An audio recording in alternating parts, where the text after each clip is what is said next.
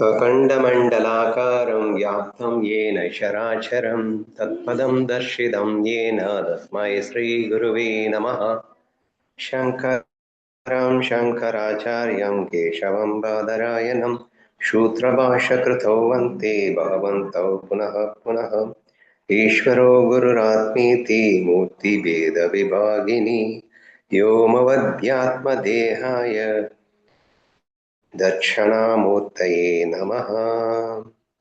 பவித்ரேந்திரயாணி நதி தீரத்தில் மௌலி ஞானேஸ்வர் மகாராஜின் சமாதியினர்கள் அமர்ந்து கொண்டு அவர்களால் அவர் எழுதிய சங்கதேவ எனும் நூலில் 33 ஸ்லோகங்கள் இதுவரை நாம் பார்த்துவிட்டோம். குறிப்பாக நேற்று நம்ம பார்த்தது ரொம்ப ரொம்ப முக்கியமான ஒரு விஷயம் அப்படின்னு நினைக்கிறேன்.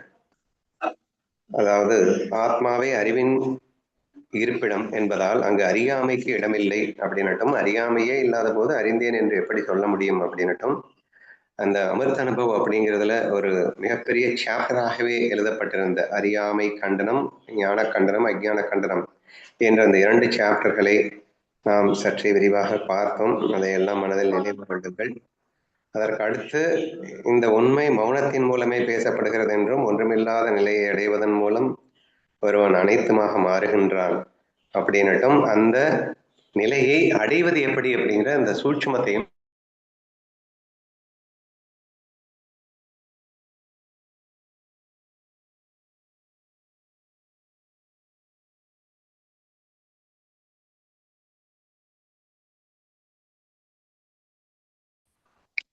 various types of knowledge are related to each other only because of one truth behind them. Just as many waves are all fundamentally the same water. Okay, தமிழ்ல பலவிதமான அறிவுகள் ஒன்றோடொன்று தொடர்புடையவை, ஏனெனில் அவற்றின் பின்னால் இருப்பது அந்த ஒரு உண்மையே.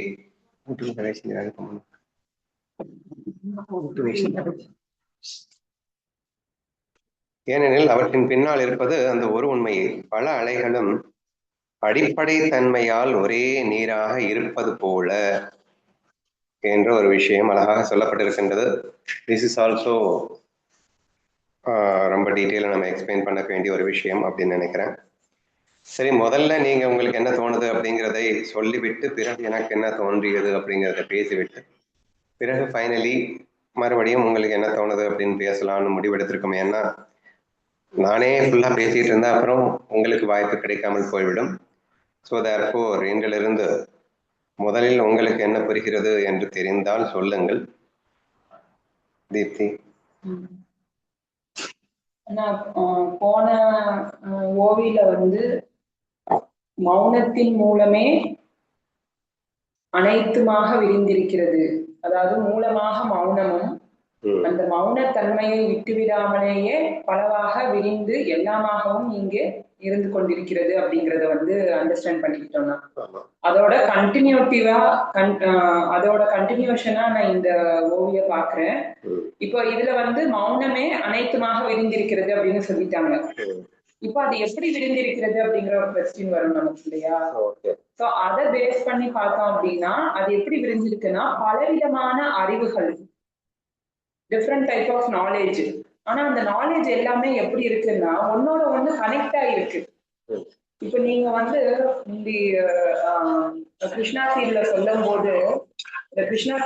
போது மெயினா காலையில தூங்கி எழுந்த உடனே ஒரு ப்ரெஷ்ஷ பாக்குறேன், இல்ல நான் ஒரு மொபைல பாக்குறேன் அப்படின்னு நீங்க எக்ஸ்பிளைன் பண்ணும்போது சொல்லுவீங்க, அந்த ஒரே ஒரு பிரஷ் வடிவத்துல என் கையில வர்றதுக்கு கண்ணன் எத்தனை விதமா எத்தனை அறிவோட இங்க உழைக்கிறான் அப்படிங்கறது பார்த்தோம் அப்படின்னா இந்த ஹோல் வேர்ல்ட்ல இருக்கிற எல்லாமே நம்மளோட கனெக்ட் ஆகிருக்கும் அப்படின்னு தான் நம்ம இங்க பார்க்கணும். ஸோ அப்படி இருக்கும்போது ஒரு விஷயம் நம்ம கைக்கு வரும்போது ஒரு ஒரு எப்படி சொல்றது, எத்தனை டிபார்ட்மெண்ட்ஸ் அதுல ஒர்க் ஆகுது. ஸோ அதை இங்க வெவ்வேறு அறிவு அப்படின்னு பாக்குறேன். ஸோ வெவ்வேறு விதமான அறிவுகள் எப்படி இருக்குன்னா ரிலேட்டடா இருக்கு. இப்போ ஒரு பிசினஸே நம்ம பண்றோம் அப்படின்னா அந்த பிசினஸ்க்கு ஃபர்ஸ்ட் ப்ரொடக்ஷன் இருக்கணும், மார்க்கெட்டிங் டீம் இருக்கணும், சேல்ஸ் இருக்கணும், பையர்ஸ் இருக்கணும், அப்புறம் வந்து இந்த ட்ரேடர்ஸ் இருக்கணும். ஸோ இந்த மாதிரி வந்து எல்லாமே இப்போ ஒருத்தன் படிக்கிறான் அப்படின்னா, இப்போ எம்பிஏல வந்து ஒருத்தன் வந்து மார்க்கெட்டிங் படிப்பான், அதே எம்பிஏல ஒருத்தன் இந்த மாதிரி விதவிதமா ஒருத்தவங்க படிக்கிறாங்க அப்படின்னா, அது எல்லாமே எப்படி இருக்குன்னா ஒன்னோட ஒண்ணு கனெக்ட் ஆகிதான் இருக்கு. ஸோ இது இல்லாம அது இல்லை, அது இல்லாம இது இல்லை அப்படிங்கிற மாதிரி தான் இருக்கு. இப்படி எல்லா நாலேஜுமே வந்து எதுல ஒண்ணு கனெக்ட் ஆயிருக்கு, எதனால அது கனெக்ட் ஆயிருக்கு அப்படின்னா அந்த பேசிக் ட்ரூத் அப்படிங்கிற உண்மை தத்துவம் அப்படிங்கிற அந்த பீஸ்ல வந்து கனெக்ட் ஆயிருக்கு. ஸோ அதுக்கு எக்ஸாம்பிளா என்ன சொல்றாங்க அப்படின்னா அலைகள். ஸோ அலைகள் வந்து விதவிதமா நமக்கு தெரிஞ்சாலும் பேசிக்ல வந்து அது நீர் அப்படிங்கிற வாட்டர் அப்படிங்கிற ஃபண்டமெண்டல் சோர்ஸ்ல இருந்துதான் பலவிதமாக உருவாகுது அப்படிங்கிறது. ஸோ இதுக்கு தங்கம் நகைகள் எக்ஸாம்பிளும் சொல்லலாம். 9th சாப்டர்ல ஆசாரியோட அறிவு பேதத்தினால விதவிதமான தங்கம் ஆபரணங்கள் வந்து உருவானாலும் அது எல்லாமே என்ன அப்படின்னா தங்கம் தான். பட் அறிவை பேஸ் பண்ணி அது வந்து கடையமாவோ கம்மலாவோ இதாவோ வெவ்வேறா உருவாகுது. பட் பேஸ் என்ன அப்படின்னு பார்த்தோம் அப்படின்னா தங்கம் அப்படிங்கிறது மட்டும்தான் அப்படிங்கிற மாதிரி இதுல அண்டர்ஸ்டாண்ட் ஆகுதுன்னா. ஸோ அதுவே அதுக்குள்ள எல்லாமே நடக்குது அப்படின்னு. Very good explanation. வேற யாருக்காவது தோணுதுன்னா சொல்லுங்க.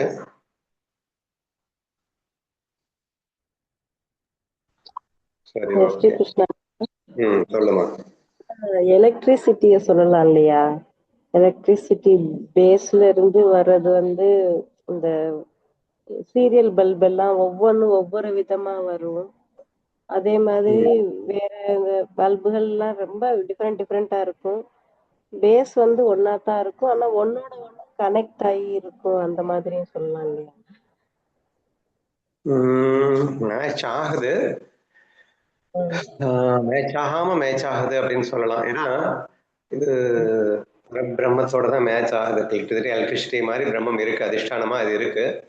பட் அதுலதான் இது எல்லாமே இருக்கு. ஸோ இந்த ஒன்றில் தான் அனைத்தையும் இயங்கிக் கொண்டிருக்கிறது, அனைத்தையும் இயக்குபவனாக அவன் இருக்கின்றான் என்ற அடிப்படையில இது ஒன்று தொடர்பாகத்தான் இருக்க முடியும் அப்படிங்கிற மாதிரி அந்த எக்ஸாம்பிள் வருது. ஓரளவு புரிஞ்சுக்கிற மாதிரி தான் இருக்குன்னு நினைக்கிறேன். சரி, ஓகே. எனக்கு என்ன தோணுதுன்னு பார்க்கலாம். பலவிதமான அறிவுகள் ஒன்றோடு ஒன்று தொடர்புடையவை, ஏனெனில் அவற்றின் பின்னால் இருப்பதோ அந்த ஒரே ஒரு உண்மையே. ஸோ இவ ஓரளவு தெளிவா எக்ஸ்பிளைன் பண்ணிட்டா. ஸோ இன்னைக்கு நம்ம வந்து அறிவுகள் அப்படின்னு எடுத்துக்கிட்டீங்கன்னா, கல்வித்துறையில் எடுத்துக்கிட்டீங்கன்னா எக்கச்சக்கமான கல்வி டிபார்ட்மெண்ட்ஸ். இன்ஜினியரிங் அப்படிங்கிற அந்த ஒரு கல்வியிலேயே பார்த்தீங்கன்னா பிரிவினைகள் அப்படின்னு பார்த்தீங்கன்னா சிவில், மெக்கானிக்கல், எலக்ட்ரிக்கல், எலக்ட்ரானிக்ஸ் அப்படின்னு எக்கச்சக்கம். மெடிசின் அப்படிங்கிறது ஒரே ஒரு துறை தான், ஆனால் அந்த ஒரு துறையில பார்த்தீங்கன்னா ஸ்பெஷலிஸ்ட் அப்படின்னு சொல்லிட்டு இந்த ஒரே ஒரு உடம்புக்கு நூற்றுக்கணக்கான டிபார்ட்மெண்ட் வச்சுட்டு ஒவ்வொரு டாக்டரும் தனித்தனி ஸ்பெஷலிஸ்டா இருக்கிறான் அப்படிங்கிற மாதிரி அறிவுகள் நிறைய இருக்கிறத நம்ம பார்க்குறோம். இப்படி இது ஜஸ்ட் இன்ஜினியரிங் டாக்டருக்கே அந்த மாதிரி ஒவ்வொரு தனித்தனியான கலைக்கும் எக்கச்சக்கமான பிரிவுகள் உட்படுத்தப்பட்டு இப்படி எக்கச்சக்கமான அறிவுகள் இருக்கின்றன அப்படிங்கிற மாதிரி இருக்கு. ஆனா எல்லாமே ஒன்றோடு ஒன்று தொடர்புடையவை அப்படிங்கிறத நான் எப்படி புரிஞ்சுக்கிறது அப்படிங்கிறப்போ, அவ சொன்ன எக்ஸாம்பிள் என்னன்னா, நான் இன்னைக்கு காலையில ஒரு ப்ரஷ்ஷை எடுத்து நான் வந்து பேஸ்ட் எடுத்து தொலைக்க போறேன் அப்படின்னா, இப்ப இந்த ப்ரஷ்ஷை உருவாக்குறதுக்கு அப்படின்னு சொல்லிட்டு எத்தனை டிபார்ட்மெண்ட்ஸ், இப்போ மெக்கானிக்கல் டிபார்ட்மெண்ட்ஸ், இப்போ மெக்கானிக்கல் டிபார்ட்மெண்ட்ஸ்ன்னு எடுத்துக்கிட்டீங்க அப்படின்னா அந்த தொழிற்சாலைகள், இப்போ டெக்னாலஜி, மெஷின்ஸ் எல்லாம் எந்திரங்களை வச்சுதான் இந்த மாதிரி ப்ரஷ் எல்லாம் உருவாக்க முடியுது. அப்படின்னு நீங்க பார்க்கும்போது எக்கச்சக்கமான பிரிவுகள் கொண்ட பல டிபார்ட்மெண்ட்ஸ் சேர்ந்து பல அறிவுகள் ஒன்று கூடி இங்கே இந்த ப்ரஷ் அப்படிங்கிற ஒரு அமைப்பு நமக்கு வருகிறது அப்படின்னு சொல்லலாம். இங்க நீங்க வந்து டாக்டர் எப்படி தொடர்புபடுத்துவீங்க அப்படின்னா, அவர் தான் சஜஷனே பண்ணுவார். நீ இந்த பேஸ்ட்டை யூஸ் பண்ணும், நீ இந்த ப்ரஷ்ஷை யூஸ் பண்ணு, உன் பாடிக்கு உன்னுடைய இதுக்கு இது பெஸ்டா இருக்கும் அப்படின்னு இவர் சஜஷன் பண்றதுக்கு ஒரு டாக்டர் தேவைப்படுது. அப்போ வெறும் பல்லு விளக்குற விஷயத்துக்கு டாக்டரும் தேவைப்படுறான், இன்ஜினியரிங்கும் தேவைப்படுறான் அப்படிங்கிற மாதிரி நமக்கு வருது. இப்படி ஒரு மனிதனின் அன்றாட வாழ்விலே ஒட்டுமொத்தமாக இந்த உலக சொசைட்டி அப்படிங்கிறது கனெக்ட் ஆயிட்டு இருக்கு. ஒன் ஆர் அதர் வே இந்த சொசைட்டியோட நீ கனெக்ட் ஆயிட்டு தான் நீ வாழவே முடியுது. அப்ப நீ வாழ்வதற்கு இந்த ஒட்டுமொத்த உலக அறிவுகள் ஒன்றாக கனெக்ட் ஆகி உனக்கு ஹெல்ப் பண்ணிட்டு இருக்கு அப்படிங்கிற மாதிரி நம்ம புரிஞ்சுக்க ட்ரை பண்ணணும் அப்படிங்கிற விஷயத்த சொல்றா. சரியா? சரி, அப்போ அறிவுகள் ஒன்றோடொன்று தொடர்புடையவை அப்படின்னு புரியுது. ஏன்னா நமக்கு இந்த எல்லா அறிவுகளுமே அவசியப்படுகிறது, ஒன்றோடொன்று தொடர்பு கொண்டு நாம் வாழ வேண்டிய அவசியம் இருக்கின்றது அப்படிங்கிறத நம்ம புரிஞ்சுக்கலாம். இது ஏன் அப்படின்னா அவற்றின் பின்னால் இருப்பது ஒரே உண்மை அல்லவா அப்படிங்கிற அந்த ஆஸ்பெக்ட்ல இருந்து நீங்க பாத்தீங்கன்னா, அப்போ ஒன்னஸ் ஃபீல் அப்படிங்கிறது என்ன? பிரம்மம். அப்போ நான் இங்க தனித்தனியா தான் இருக்கேன், எக்கச்சக்கமான டிபார்ட்மெண்ட் தனித்தனியா தான் இருக்கு. ஆனா அத்தனைக்கும் பின்னணியில நம்ம எல்லாரும் ஒண்ணு இல்ல, ஒன்னா இருக்கிறதுனால அப்ப நம்ம எல்லாருமே இன்டைரக்டா கனெக்ட் ஆயிட்டு இருக்கோம் அப்படின்றது புரியுதா? தொடர்புடையவை அப்படின்னு சொல்லும் போது இதை நான் வந்து கிளாஸஸ்ல எப்படி சொல்லுவேன் அப்படின்னா, நீ இந்த உலகத்துல இன்னொருவருக்கு உதவி செய்யாம வாழவே முடியாதுன்னு சொல்லியிருப்பேன். எப்படி அப்படின்னா, நீ வந்து பணம் சம்பாதிச்சாதான் சாப்பிட முடியும். பணம் சம்பாதிக்கணும்னா என்ன செய்யணும்?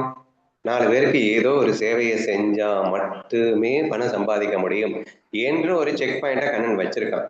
அப்போ இந்த உலகத்தை நம்பி நீ வாழ்ற, நீ இந்த உலகத்துக்கு ஏதாவது செஞ்சே ஆகணும் என்ற அந்த கனெக்டிவிட்டி பாருங்களேன், எந்த அளவுக்கு நமக்கு சூப்பரா கண்ணன் செட் பண்ணி வச்சிருக்கான் அப்படின்னு நமக்கு தோணுது.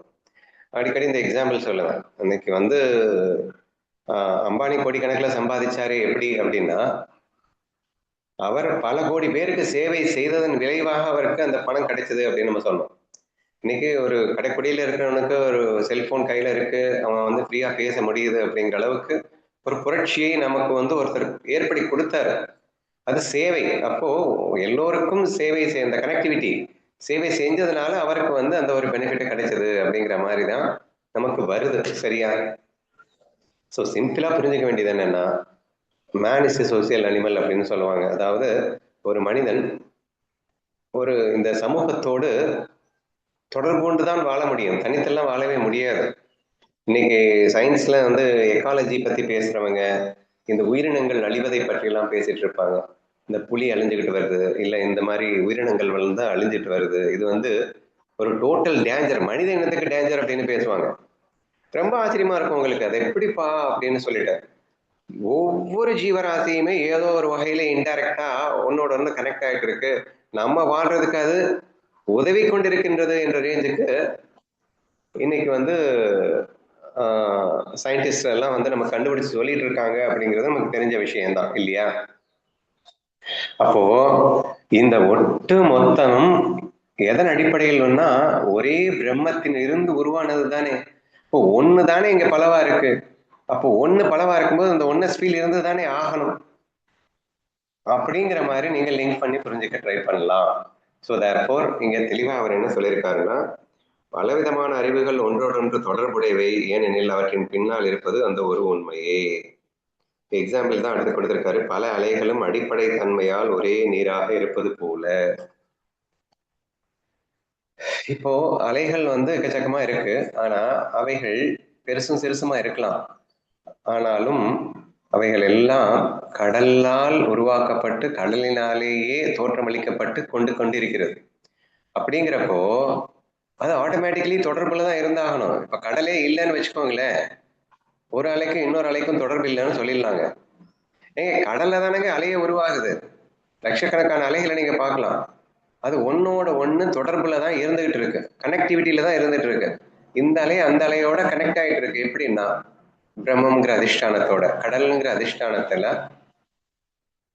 அது கனெக்ட் ஆகிட்டு இருக்கு அப்படிங்கிறத நீங்க புரிஞ்சுக்க முடியுது இல்லையா? ஸோ அந்த மாதிரி எக்ஸாம்பிள், சூப்பரான எக்ஸாம்பிள் இது. ஸோ தேர்ஃபோர் அப்படி இந்த ஒட்டுமொத்த உலக அறிவுகள் அனைத்தும் பார்க்கறதுக்கு வேற வேற மாதிரி இருக்கு அப்படின்னாலும் உண்மையில அது அந்த ஒன்னோட தான் கனெக்ட் ஆயிட்டு இருக்கு அப்படிங்கிறத அவர் சொல்ல நினைக்கிறார். சரியா? சரி, இன்னும் ஆழமா இதுல என்ன புரிஞ்சுக்கலாம் அப்படின்னா, இந்த அறியாமை இருக்கிறதா இல்லையா அப்படிங்கிற ஒரு விஷயத்தை பத்தி நம்ம பேசிட்டு இருந்தோம். அறியாமை இல்லவே இல்லை அப்படிங்கிற விஷயத்தெல்லாம் நம்ம வந்து பார்த்துட்டு இருந்தோம். நான் அதுல டெப்தா என்ன எக்ஸ்பிளைன் பண்ணியிருந்தேன்னா, அறிவு நான் அறிந்தேன் என்றையும் அறிந்து கொண்டிருக்கிறது, நான் அறியாமல் இருக்கின்றேன் என்பதையும் அறிந்து கொண்டிருக்கிறது. அதிஷ்டானத்தில் அனைத்தையும் அறிகின்ற அறிவு ஒன்று இருந்து கொண்டுதான் இருக்கின்றது. ஆதலால் அதை இல்லை என்று சொல்ல முடியாது. அப்போ அறிந்தேன் என்று சொல்வதும் அறிவுதான், அறியவில்லை என்று சொல்வதும் அறிவுதான். ஆதலால் அங்கே அறியாமை இருக்க முடியாது அப்படிங்கிற ஒரு விஷயத்த பார்த்தோம் இல்லையா? அதோட நான் இதை வந்து கனெக்ட் பண்ண முடியும் அப்படின்னு நினைக்கிறேன். அதுல நான் என்ன எக்ஸ்பிளைன் கொடுத்தேன் அப்படின்னா, மைண்ட் அப்படிங்கிறது வந்து அந்த வேஷம் அப்படிங்கிறது வந்து நான் இருக்கேன், இல்ல எனக்கு அறிவு இருக்கு, எனக்கு அறிவு இல்லை, அந்த மாதிரி எல்லாம் நம்ம பேசிக்கலாம். ஆனா அந்த அதிஷ்டானம், அதாவது அந்த நடிகர் வந்து அந்த வேஷத்துல இருக்கான்னு சொன்னோம். அந்த நடிகருக்கு வந்து உனக்கு உணர்வு இல்லைன்னு சொல்ல முடியுமா? உணர்வு இல்லாதது போல் அவன் ஒரு வேஷத்துல நடிக்கும் போது கூட அவன் உணர்வோடு இருக்கிறதுனாலதான் அந்த வேஷத்திலேயே நடிக்க முடியுதுன்னு பார்த்தோமா இல்லையா? இப்ப வந்து கோல்டன் பீச்ல ஒருத்தன் வந்து சில மாதிரி நிக்கணும் அப்படின்னா அவன் வந்து உணர்வற்ற ஜட மாதிரி நிற்பான். நீ முன்னாடி நின்று என்ன பண்ணினாலும் அவனுக்கு வந்து ஒண்ணுமே இல்லாத ஒரு கல் மாதிரி நிற்பான். அப்ப அவனுக்கு உணர்வு இல்லைன்னு நீங்க சொல்லிடுவீங்களோ? இப்போ உணர்வோடு இருப்பதால் அல்லவோ அவன் கல் போல் இருக்க முடியுது அப்படின்றத நம்ம தெளிவா எப்படி புரிஞ்சுக்கிறோமோ அந்த மாதிரி அதிஷ்டானம் என்பது உணர்வுமயமாகவே இருக்கின்றது. அந்த உணர்வுமயமான ஒன்றே பல்வேறு உணர்வுகளாக இங்கே பிரிந்திருக்கின்றது அப்படின்னு புரிஞ்சுக்க ட்ரை பண்ணுங்க. இந்த கடல் அலை எக்ஸாம்பிள்ல வந்து ரொம்ப ஈஸியா அதை புரிஞ்சுக்கலாம். இப்போ வேஷத்துல வந்து பாத்தீங்கன்னா ஒருத்தன் நல்லவன், ஒருத்தன் கெட்டவன், ஒருத்தன் லூசு, ஒருத்தன் அறிவாளி, ஒருத்தன் ஸ்கில்டு, ஒருத்தன் அன்ஸ்கில்டு, அந்த மாதிரி எக்கச்சக்கமான உணர்வுகள் இருக்கிறது அப்படின்னு புரிஞ்சுக்கோங்க. ஆனா இது எல்லாமே ஒரே ஒரு அந்த கடல் அப்படிங்கிற அந்த ஒரு கனெக்டிவிட்டியில இருந்து வந்ததுதான். அப்படின்னா இங்க அறிவா இருக்கிறதே அந்த கடல் தான், இங்க லூசா இருக்கிறதே எங்க கடல் தான், அங்க கொடூரனாக இருக்கிறதே அந்த கடல் தான், அங்க நல்லவனா இருக்கிறதே அந்த கடல் தான். சொல்லலாம் இல்லைங்க, கடல் எக்ஸாம்பிள்ல அலைகளில் 1000 பேதம் பார்க்கலாம். ஆனா அத்தனை அலைகளாகவும் அத்தனை பேதத்தோடும் உண்மையில் தென்படுவது எது அப்படின்னா கடல் தானே. வேதத்தையே காண முடியாத கடலிடத்தில் வேதத்தையே காண்றதுக்குன்னா ரெண்டுன்னு ஒண்ணு இருந்தாதான் வந்து வேதம் பார்க்க முடியும். நீ வேற நான் வேற, இருக்கிறதே ஒண்ணு, கடல் மட்டும்தான் இருக்கு. அப்ப கடல் ஒண்ணுதான் இருக்கு அப்படின்னா அதுல பேதம் பார்க்க முடியுமா? பார்க்க முடியாதுதான். ஆனா அது ஒன்றாகவே இருந்தாலும் அது பலவாக இங்கே பிரிந்து தோற்றமளித்துக் கொண்டிருக்கிறது. அந்த தோற்றத்தில் பேதம் இருக்கும் தான், ஆனால் பேதங்கள் இருந்தாலும் உண்மையில் அது பேதம் இல்லைதான். சோ இதுதான் அவர் மெயினா சொல்ல வரதான் எனக்கு தோணுது. ஏன்னா பலவிதமான அறிவுகள் அப்படின்னு இருக்குல்ல, அதை வச்சுதானே நம்ம நம்ப மாட்டேங்கிறோம். ஏண்டா உன் அறிவும் என் அறிவும் ஒன்னா, அவனும் நானும் ஒன்னா, அது எப்படிங்க ஒன்னா இருக்க முடியும், அவன் லூசுங்க நான் அறிவாளிங்க என்று நம்ம எல்லாம் பேசிட்டு இருக்கோம். அப்ப அந்த அறிவுகளிலே வேதத்தை இருப்பதை வைத்து நாம் எல்லாம் ஒன்றுன்ற அந்த பேஸ் கனெக்டிவிட்டியை நம்ம புரிஞ்சுக்க மறுக்கிறோம் இல்லையா? அப்போ இந்த ஸ்லோகம் நமக்கு மிக அதிகமாகவே உதவுகிறது. கண்ணா நீ அறிவில் இருக்கிற பேதத்தை பாக்குற, பலவிதமான அறிவுகள்ல பேதம் இருக்குதான் இல்லைன்னு சொல்லல. உன்னுடைய உணர்வு வேற, என்னுடைய உணர்வு வேற. இங்க அறிவுன்னா நான் ஏற்கனவே சொல்லிட்டேன், இந்த ஃபீல் பாட்டை பாருங்க, உணர்வு மயமாக பாருங்க அப்படின்னு சொல்லிட்டேன். அப்போ உன்னுடைய உணர்வு வேறையா தான் இருக்கு, என்னுடைய உணர்வு வேறையா தான் இருக்கு, ஒவ்வொருத்தனுடைய உணர்வும் வேற வேறையா தான் இருக்கு. அப்படிங்கிறதுல எந்த விதமான எக்ஸ்பீரியன்ஸ்ல வெளி தோற்றத்துல வந்து அப்படித்தான் இருக்குங்கிறத நம்ம பார்த்துட்டு தான் இருக்கோம் இல்லையா? ஆனால் அவற்றின் பின்னால் இருப்பது ஒரே உண்மையே அப்படின்னு. அப்போ இத்தனை உணர்றான், நீ வேற மாதிரி உணர்ற, நான் வேற மாதிரி உணர்றேன் இருக்கட்டும். ஆனா இது வேஷத்துல அந்த மாதிரி நீ உணர்ற, இந்த ஸ்ரீ வேஷத்துல இந்த மாதிரி உணர்றான், ராஜ வேஷத்துல அந்த மாதிரி உணர்றான், தீப்தி வேஷத்துல வேற மாதிரிதான் உணர்ற. ஆனா இந்த உணர்வுகளுக்கெல்லாம் அதிஷ்டானமாக இருக்கின்ற பிரம்ம உணர்வுன்னு ஒண்ணு இருக்குல்ல, அந்த உண்மை ஒண்ணுதான்ப்பா. இப்ப நடிகன் எக்ஸாம்பிள் எடுத்துக்கிட்டீங்கன்னா அந்த நடிகனுடைய உணர்வு ஒண்ணுதான்ப்பா. அதுவே ஸ்ரீ வேஷத்திலையும் ராஜ வேஷத்திலையும் தீப்தி வேஷத்திலையும் வளம் வந்து கொண்டிருக்கும் போது வேற வேற உணர்ற மாதிரி தெரியும். ஒரே விஷயத்த வேற வேற மாதிரி நம்ம உணர்ற மாதிரி எல்லாம் தெரியும். விஷயமா இருக்கிறதே அதுதான், அந்த விஷயத்தை வேற வேற மாதிரி உணர்ற மாதிரி தோற்றமளிப்பதும் அதுதான். இப்படி வெளி தோற்றத்திலே நீ 1000 பேதங்களை கண்டாலும் அவை ஒன்றோடு ஒன்று தொடர்புடையவை அப்படிங்கிற பாயிண்ட் ரொம்ப முக்கியம். இப்ப அடுத்து இப்போ உணர்வு, உனக்கு வேற உணர்வு இருக்கு, எனக்கு வேற ஒரு உணர்வு இருக்கு ஒரு விஷயத்துல. ஆனா வேறொரு விஷயத்துல வரும்போது அந்த உணர்வு மாறி உனக்கு வேற உணர்வு, எனக்கு வேற உணர்வு வந்துருது. சரி, அந்த விஷயம்ங்கிறதும் என்னது? பிரம்மத்துடைய ஒரு உணர்வு அப்படின்னு சொல்லலாம். உணர்வு இல்லாத ஜடமாக இருக்கின்ற உணர்வு அப்படின்னு சொல்லலாம். அப்போ நான் அதோட கனெக்ட் ஆகி ஒரு உணர்வு எடுத்துக்கிறேன், நீ அதோட கனெக்ட் ஆகி வேற ஒரு உணர்வு எடுத்துக்கிற. ஆனா அதிஷ்டானத்துல ஒரே உண்மைதான் இந்த எல்லாத்தையும் கனெக்ட் ஆகி வச்சிருக்கு. இப்ப எல்லாத்துலயுமே இருப்பது ஒரே உணர்வுன்னு புரிஞ்சுக்க வேண்டியதுதான் ரொம்ப முக்கியம். ஒன்றோடு ஒன்று தொடர்புடையவைன்னு சொல்றதுக்கு ரீசன் என்னன்னா, அதிஷ்டானத்துல கடல் அப்படிங்கிறது ஒரு அலையோடு இன்னொரு அலைக்கு தொடர்பு படுத்தித்தானங்க இருக்கு. நீங்க கடல் அப்படிங்கிறது ஒரு அலைக்கும் இன்னொரு அலைக்கும் தொடர்பு இல்லாமல் இருக்குன்னு சொல்ல முடியுமா? அப்ப 2-3 கடலா இருக்கு, இருக்கிறது ஒரு கடல் தானே. இப்போ ஒரு கடையில பல அலைகள் தோறுது அப்படின்றப்போ ஒரு அலைக்கும் இன்னொரு அலைக்கும் தொடர்பு இருக்குன்றத நான் எப்படி சொல்ல வரேன்னா அதிஷ்டானத்தின் அடிப்படையில சொல்ல வரேன். தீப்தி டிஃப்ரெண்டா எக்ஸ்பிளைன் பண்ணா இன் ஜெனரல், அதாவது மாயையிலேயே தொடர்பு இருக்குன்னு புரிய வச்சு கொண்டு வந்தா சரியா. இங்க நான் மாயையில தொடர்பு இருக்குன்னு சொல்லாம அதிஷ்டானத்துல தொடர்புடையவையாக இருக்கின்றன அப்படிங்கிற அந்த பேசிஸ்ல இருந்து நீங்க பாத்தீங்கன்னா ரொம்ப ஈஸியா புரியும். ஒருவேளை உங்களால் அக்செப்ட் பண்ண முடியலன்னா, ஏன்னா அவன் கொடுறேன் நான் நல்லவன், அவன் உணர்வும் என் உணர்வும் ஒண்ணு இல்லை அப்படின்னு உங்களால ஏத்துக்க முடியலன்னா கூட அது மெலியில வேஷத்துலதான் உங்களால ஏத்துக்க முடியாம இருக்கலாமே தவிர அதிஷ்டானத்துல நம்ம 2 பேரும் ஒண்ணுங்கிறது ஒத்துக்கிட்டு தானே ஆகணும். அதாவது ஒரு குட்டியோண்டு அலையா இருக்கு, அது பயங்கர ராட்சச அலையா இருக்கு, இந்த 2 எப்படி பண்ணனால ஒத்துக்க முடியாதுங்க. நீ என்னதான் சொன்னாலும் அந்த 2ம் வந்து ஒன்னோட ஒண்ணு தொடர்பு படுத்திடுறேன், அது என்ன அமைக்கி சாப்பிடணுன்னே காத்துட்டு இருக்காக்கும், அது எனக்கூட வந்து கனெக்ட் ஆயிட்டு இருக்கு அப்படின்றீங்க, எனக்கு சேவை பண்ணிட்டு இருக்கேங்கிற லவ் எல்லாம் ஒரு மண்ணாகிட்டே கிடையாது. அது எப்படா என்ன கவுக்கலான்னு காத்துட்டு இருக்கு என்றெல்லாம் அந்த பெரிய அலை சின்ன அலையை பார்த்து ஒரு பேதப்படுத்தி கொண்டு பேசி கொண்டிருக்கலாம். வேஷத்துல மாயையில அந்த பேதம் அப்படிங்கிறத புரிஞ்சுக்க முடியாம இருக்கலாம். அது ஒன்னஸ் ஃபீல பேதத்துல காட்டுறது மேபி கஷ்டமா இருக்கலாம். இவ காட்டுறது பேதத்திலேயே காட்டிட்டான். சோ இது எத்தனை பேதமாக இருந்தாலும் அது ஒன்னோட ஒண்ணு கனெக்டிவிட்டி இருந்தா தான் முடியும் அப்படிங்கிறத நம்ம சயின்டிஸ்ட் எல்லாம் இன்னைக்கு சொல்லிட்டு இருக்காங்க. ஒரு விலங்கு அழிஞ்சதுன்னா மனிதனை அலையும்னு சொல்லிட்டு இருக்காங்க. அப்ப இந்த பேதத்திலேயே கூட ஒரு கனெக்டிவிட்டி இருக்குன்றத காட்டினா அதை உங்களால ஒரு வேலை ஏத்துக்க முடியலன்னா அதிஷ்டானத்துல ஏத்துக்கிட்டு தானே ஆகணும். அந்த கடல்கிட்ட போய் நான் சொல்றேன், டே நீ பேதத்துல வேஷத்துல மட்டும் பார்க்காத, நீ எதுல உட்காந்துருக்க கடல்ல, அது எதுல உட்காந்துருக்கு கடல்ல, நீ யாரு கடலு, அது யாரு கடலு. கடலு கடல்ன்ற ஆஸ்பெக்ட்ல 2 பேரும் ஒண்ணுதானடா, கனெக்ட் ஆயிட்டு தானே இருக்கீங்க, நீங்க 2 பேரும் ஒட்டிட்டு தானே இருக்கீங்க, அப்புறம் என்னத்த வேற என்று அதிஷ்டானத்தின் அடிப்படையில் சொல்லும் போது எவராலும் மறுக்க முடியாத உண்மையாக அது இருக்கும் என்பதை நாம் உணர வேண்டும். சரியா? So that is why the கடல் example is very easy to understand அப்படின்னு நினைக்கிறேன். ஸோ அல்டிமேட்லி இங்க புரிஞ்சுக்க வேண்டிய ஒரு விஷயம் என்னன்னா, இப்போ இவ்வளவு பெரிய உண்மை நமக்கு சொல்லியாச்சு, பிரம்ம உணர்வு மட்டும்தான் இருக்கு அப்படின்னு நம்ம புரிஞ்சுக்கிட்டோம். ஆனா அது வெளி தோற்றத்துல வேற வேறையா தான் தெரியும், அதுல ஒன்றும் டவுட் இல்லை. அறிவுகள் பலவிதமான அறிவுகளாகத்தான் இருக்கும்.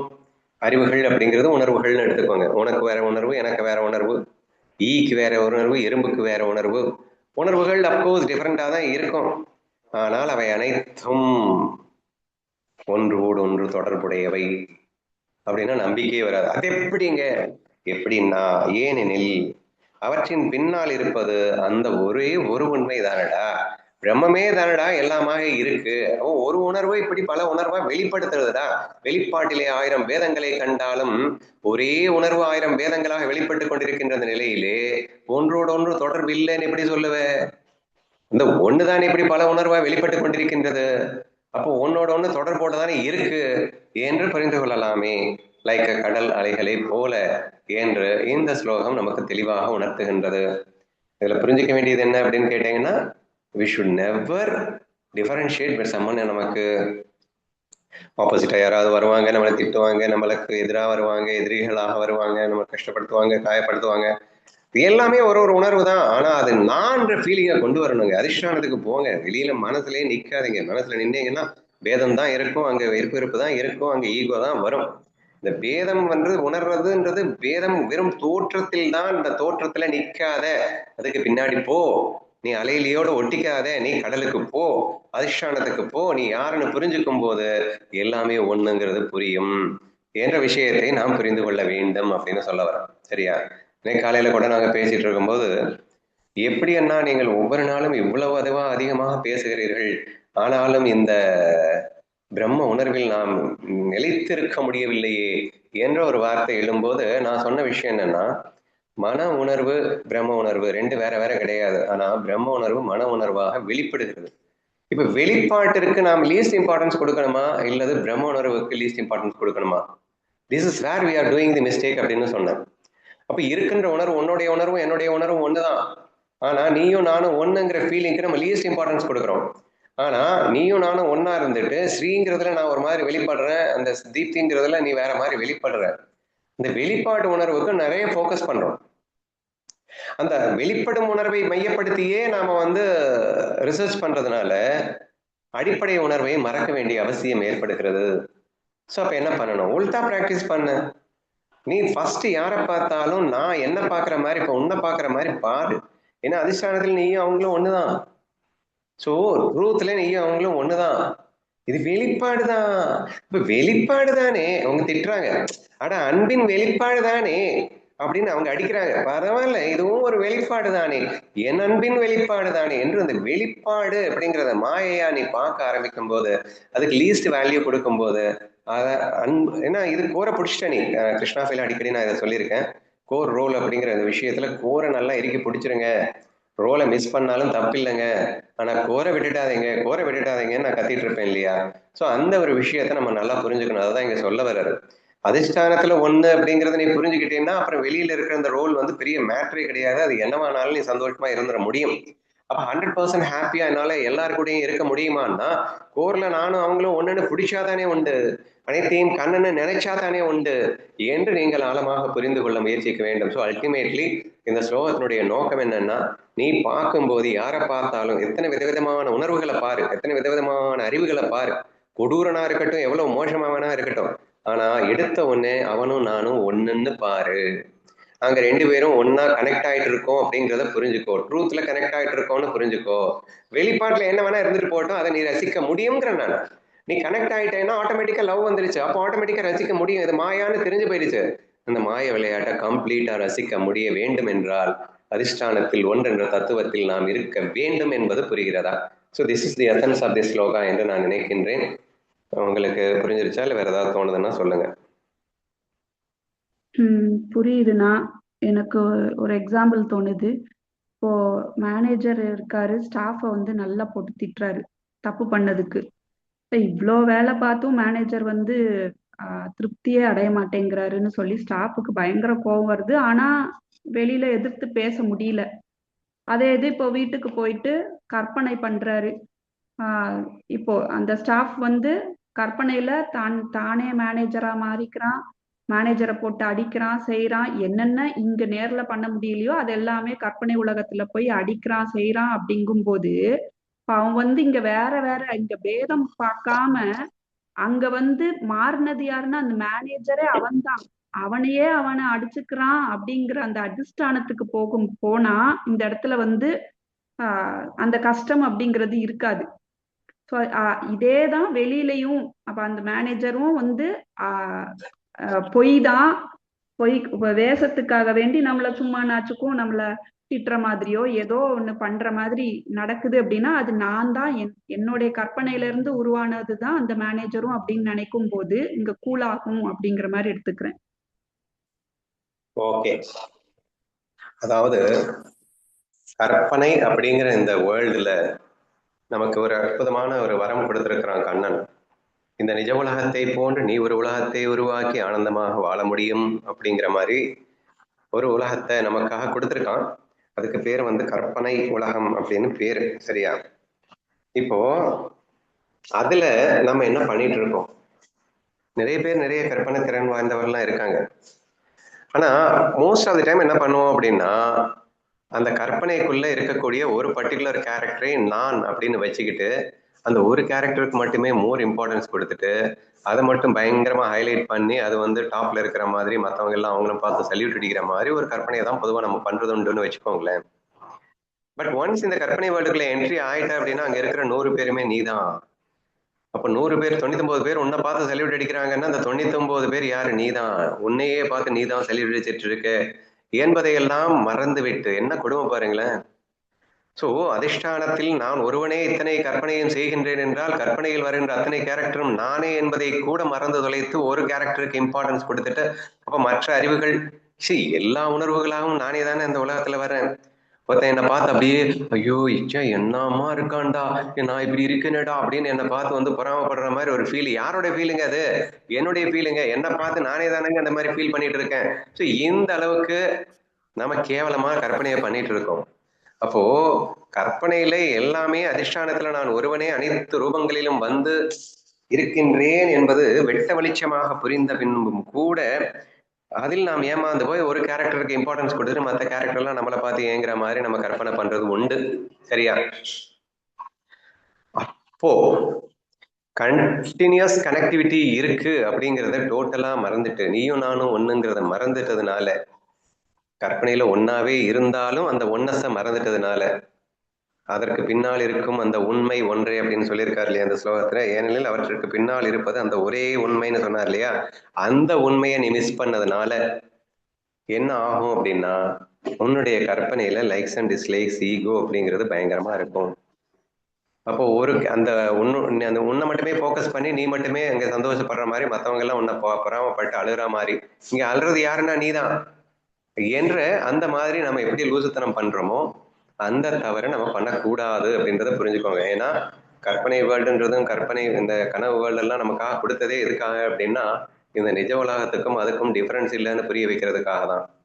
அப்போ இதையெல்லாம் அனுபவபூர்வமாக புரிந்த பின்பும் கூட நீ இந்த நிஜ உலகத்தில் நீயே தான் இந்த உலகத்திற்கு அதிஷ்டானமாக இருக்கின்றாய், இந்த நிஜ உலகத்திலும் 1000 பேதங்கள் தென்பட்ட போதும் அது அனைத்தும் உனது உணர்வே வேஷத்திற்காக வந்திருக்கின்றது என்பதை மிஸ் பண்ணக்கூடாது என்பதற்காக கொடுக்கப்பட்டதுதான் என்பதையும் உணர்வோம். ஸோ ஃபைனலி நான் சொன்ன மாதிரி ப்ராக்டிஸ் இஸ் வெரி இம்பார்ட்டன்ட். இனிமேல் நீங்க எப்படி பார்க்கணும் அப்படின்னு சொன்னா, அதிஷ்டானத்தை இறுக்கி பிடிங்க, வேஷத்தை நீங்க லீஸ்ட் இம்பார்ட்டன்ஸ் கொடுங்க. ஏன்னா அதை ரசிக்கிறதுக்காக மட்டும்தான். அதிஷ்டானம் அப்படிங்கிற அந்த அன்பை பிடிச்சிட்டா ஆட்டோமேட்டிக்காவே நீங்க ரசிச்சிருவீங்க. நீங்க இது மிஸ் பண்றதுனாலதான் அங்க உங்களால் ரசிக்க முடியாமலே போகுது. என்ன மாயையில நடந்தாலும் ரசிக்க முடியும், ப்ரொவைடட் நீங்க அனைத்தும் ஒன்றென்ற தத்துவத்தில் இருக்க முடிந்தால் என்பதுதான் இந்த ஸ்லோகத்தில் நாம் புரிந்து கொள்ள வேண்டியது.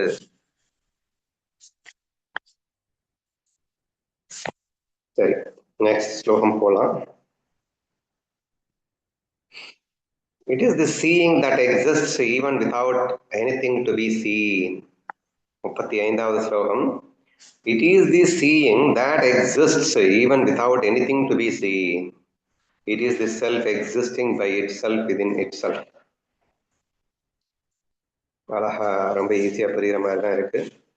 காணப்பட வேண்டிய பொருள் எதுவும் இல்லாத நிலையிலும் இருக்கும் பார்வை அது. அது தனக்குள்ளேயே தானாக இருக்கும் ஆத்மா என்று சொல்லியிருக்கின்றார். முதலில் உங்களுக்கு என்ன தோன்றுகிறது என்பதை சொல்லுங்கள்.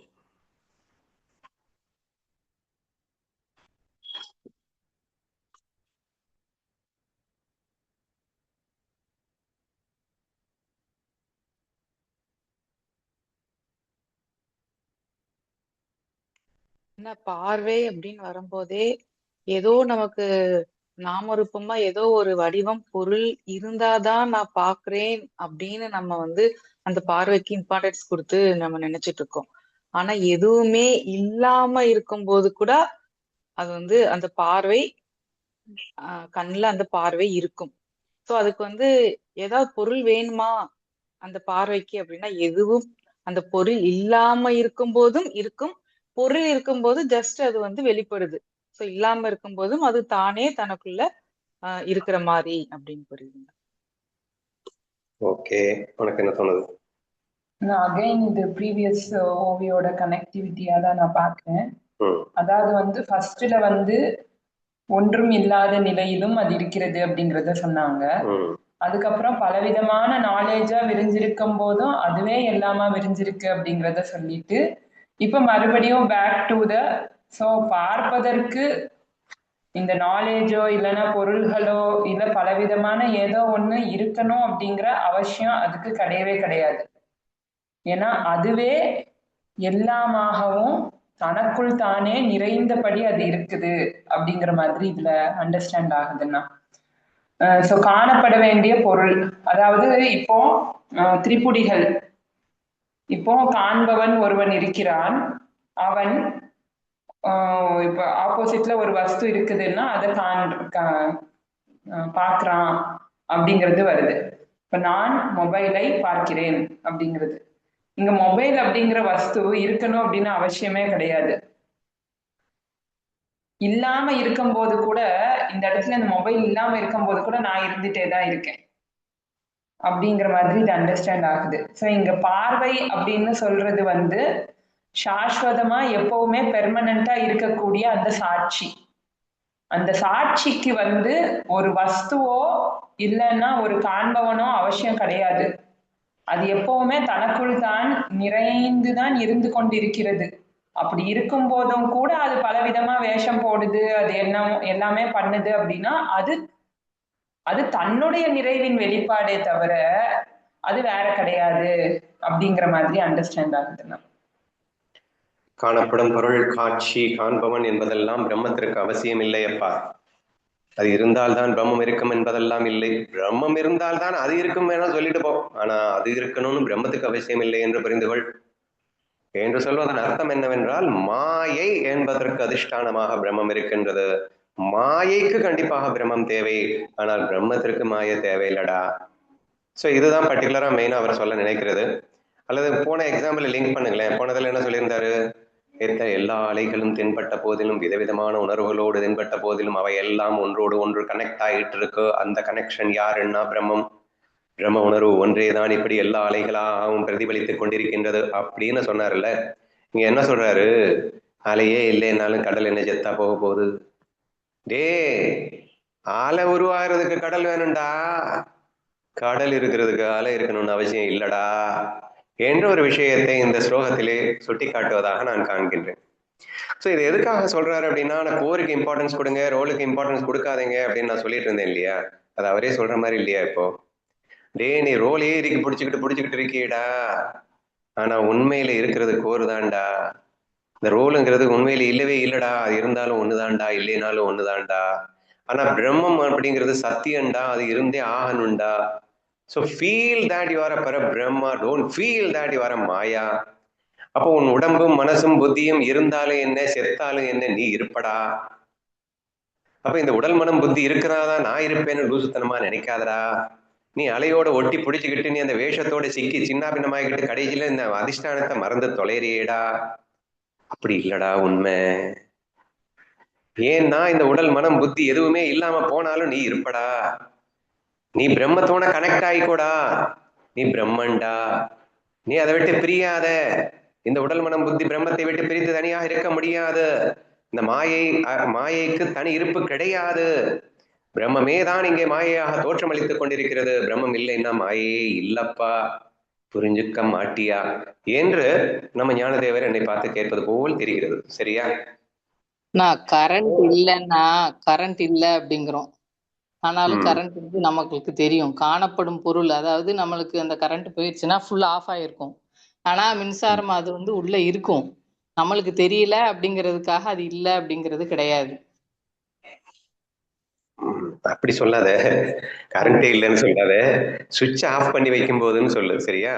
வீட்டுல நமக்கு கரண்ட் இருக்கு, வீட்டுல கரண்ட் வந்துகிட்டு இருக்கு, நீ இபி ஸ்டேஷனே வந்து கரண்ட் கட் ஆயிடுச்சுன்னு சொல்லிட்டேன்னா கன்ஃபியூஸ் ஆயிடும் எனக்கு அப்புறமா. வீட்டுல கரண்ட் இருக்கு, ஆனா ஒரு சில பொருட்களை நம்ம சுவிட்ச் ஆஃப் பண்ணி வைக்க முடியுது, ஆனாலும் கரண்ட் இருந்துகிட்டே தான் இருக்கு. ஆனா இந்த பல்பு எரியறதுக்கு கரண்ட் தேவை, ஆனா பல்பு இருந்தாலும் இல்லைனாலும் கரண்ட் இருக்கும் என்று சொல்ல வருகிறாய். கரெக்டா? ஆமா ஆமா. மெயின் அந்த காணப்படும் பல்போ ஃபேனோ இல்லைனாலும், நம்ம போடலைனாலும் ஆன் பண்ணலனாலும் அந்த கரண்ட் வந்து உள்ள இருக்கும். அது நம்ம ஆன் பண்ணல போடல அப்படிங்கிறதுனால கரண்ட் இல்லாம இல்ல. காணப்படும் பொருள் இருந்தாதான் அந்த மின்சாரம் இருக்கணும்னு கிடையாது அப்படிங்கிற மாதிரி எனக்கு புரிஞ்சது. கரெக்ட் தான். அது நல்லா தாராளமா எடுத்துக்கோங்க. ஸோ அல்டிமேட்லி நமக்கு புரிஞ்சுக்க வேண்டியது என்னன்னா, உன்னை பார்க்கும்போது நான் எதை பார்க்கணும்? உனக்குள்ள இருக்கிற எலக்ட்ரிசிட்டியை பார்க்கணுமா, அந்த வினோதினி அப்படிங்கிற உருவத்தை பார்க்கணுமா? ஸோ அதுதான் இங்க நம்ம எடுத்துக்கணும் அப்படின்றத மட்டும் புரிஞ்சுக்கோ. சரியா? அறிவோம்னா இதுக்கு முன்னாடி எரியாத விறகுல கூட அந்த நெருப்பு மறைஞ்சிருக்கும்லண்ணா, அது வெளிப்பட்டாதான் அந்த விறகுல இருந்து நெருப்பு அது வருமானம். கருவி மறைஞ்சிருக்கும். அது கரெக்ட் தான். நீ எந்த உருவத்தை வேணா பாரு, ஆனா அந்த உருவத்துல 1000 பேதம் இருக்கும் தான். ஆனா பின்னணியில பாத்தீங்கன்னா அங்க வந்து ஒண்ணுதான் இருக்கும், எனர்ஜி தான் இருக்கும். எடுத்துக்கலாம், கட்டையில என்ன இருக்கு? எனர்ஜி தான் இருக்கு. நீ என்ன வேணா பாரு, எதுல வேணா பாரு, அது எல்லாத்துலயுமே எனர்ஜி தானே அந்தந்த வேஷத்துல இருக்கு. உள்ள இருக்கிற வஸ்து ஒண்ணுதானே. அப்போ நீ கோரப்பாரு, கண்ணனப்பாரு, வெளியில இருக்கிற வேஷத்தை மட்டும் பார்த்து நம்பி ஏமாந்து தொலையாது என்ற ஒரு விஷயத்தை தான் இங்கே குறிப்பிடுகிறார் என்று எடுத்துக்கொள்ளலாம்.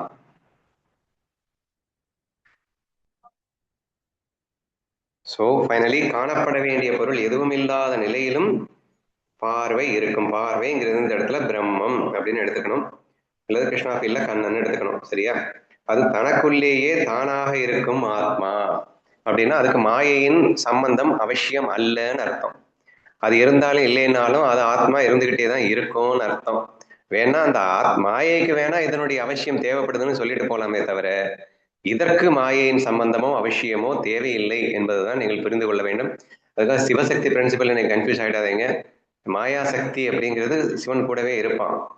அவன் அது என்னதுடா லீனமா இருக்கிறதுன்னா என்ன? லீனமா இருக்கிறது.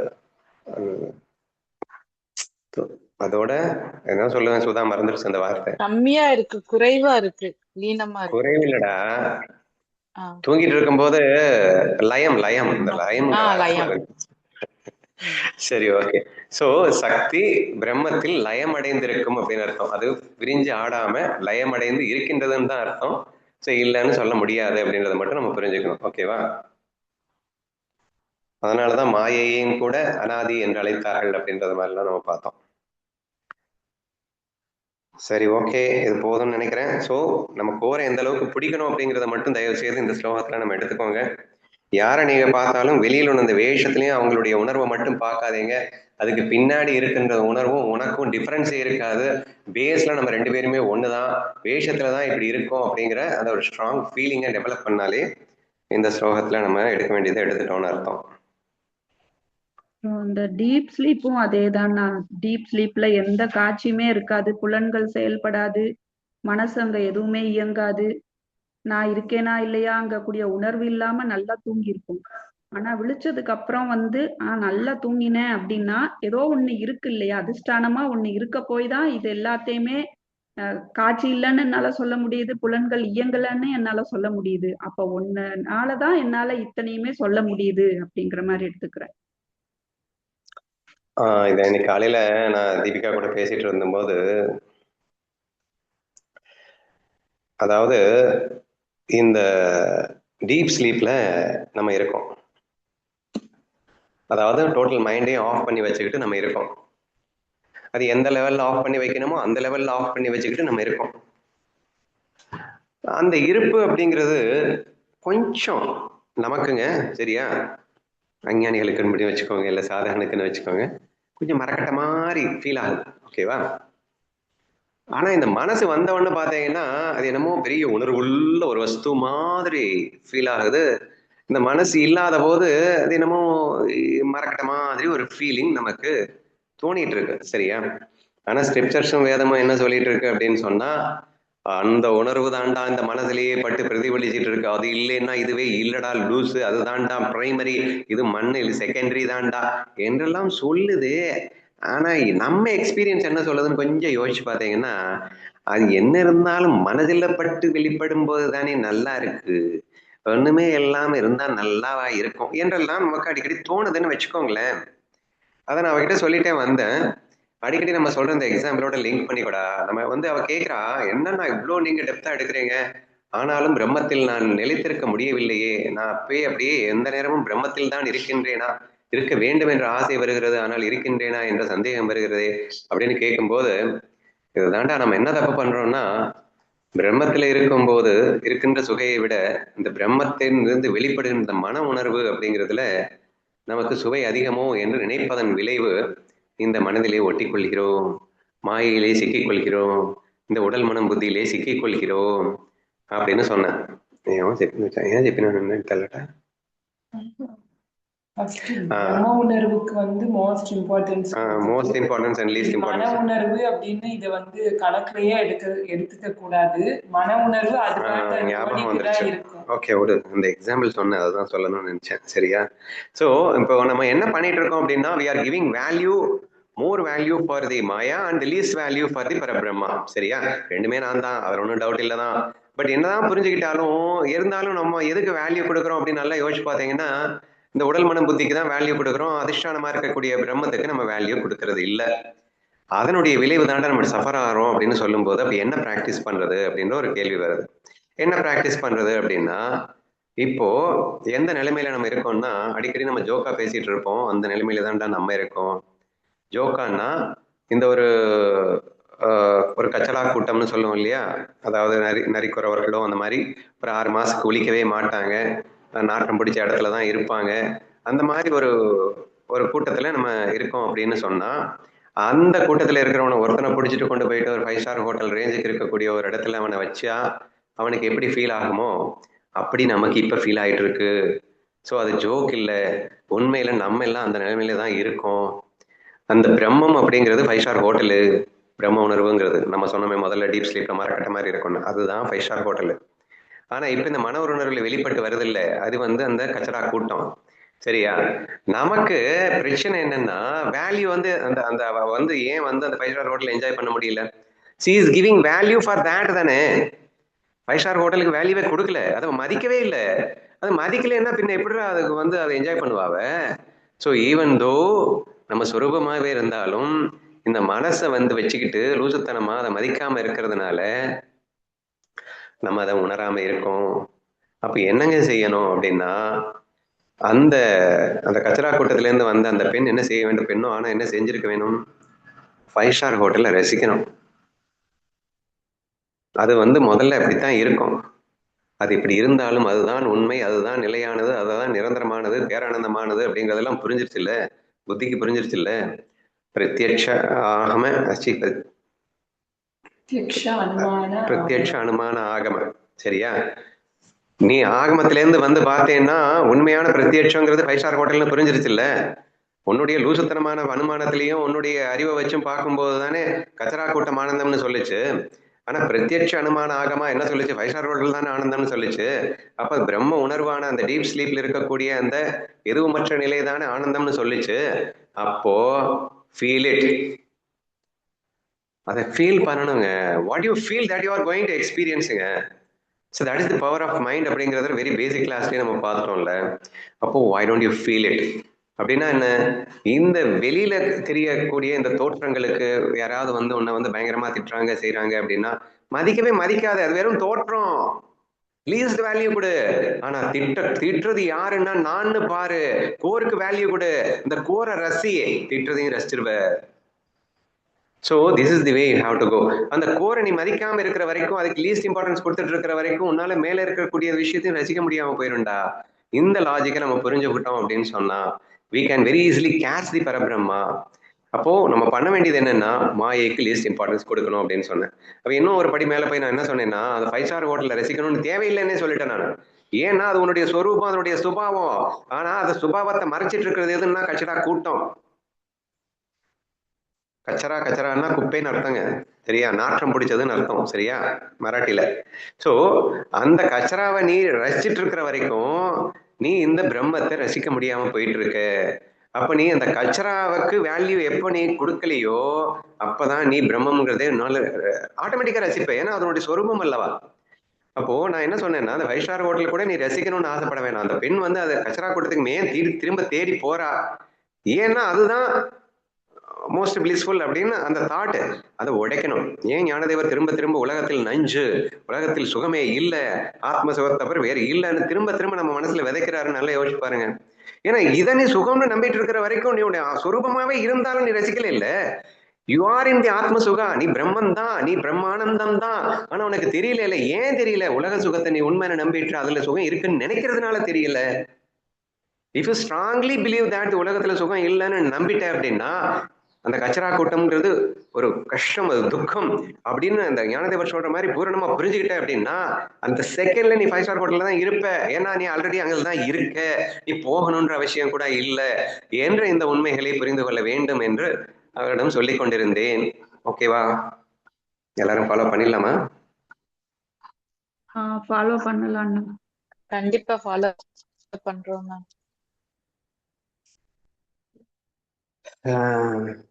அடுத்து பார்க்கறதுக்கு நேரம் இருக்குமா? சும்மா படிக்கிறேன். 36. It is an essence that belongs to no one, a visibility that belongs to no one, and an enjoyment that is purely absolute. இப்ப நான் இதுவரைக்கும் பேசின அதே விஷயத்தை இன்னும் விஸ்தாரமாக அழகா சொல்லியிருக்காரு. இது யாருக்கும் சொந்தமில்லாத இருப்பு, எவராலும் காணப்படாத காட்சி, மற்றும் தூய பரமானந்த அனுபவம் அப்படின்னு வந்திருக்கு. நாளைக்கு டிஸ்கஸ் பண்ணலாம். ஏதாவது 2 பாட்டு இருந்தா பாடுங்க.